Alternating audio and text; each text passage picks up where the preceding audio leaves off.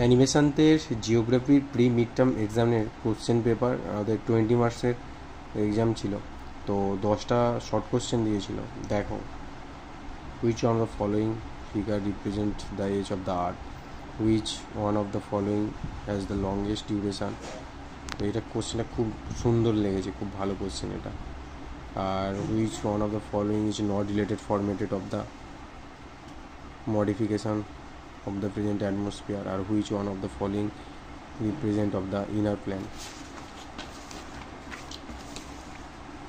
এদিকে দেখো, life on the earth appear around how many year before the present, এখানে এটা 3.8 বিলিয়ন হবে। এটাও খুব সুন্দর question.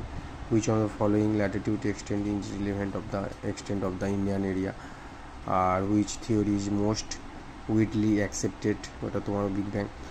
R which one of the following countries share the longest, এটা বাংলাদেশ খুব সোজা পড়েছিল।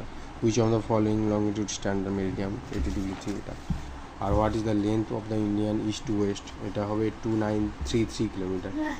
আর এখানে 2 নম্বর যেগুলো পড়েছে সেগুলো দেখো।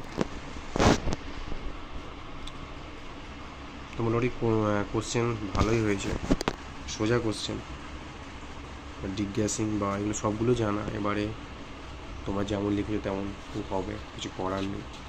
তো চলো।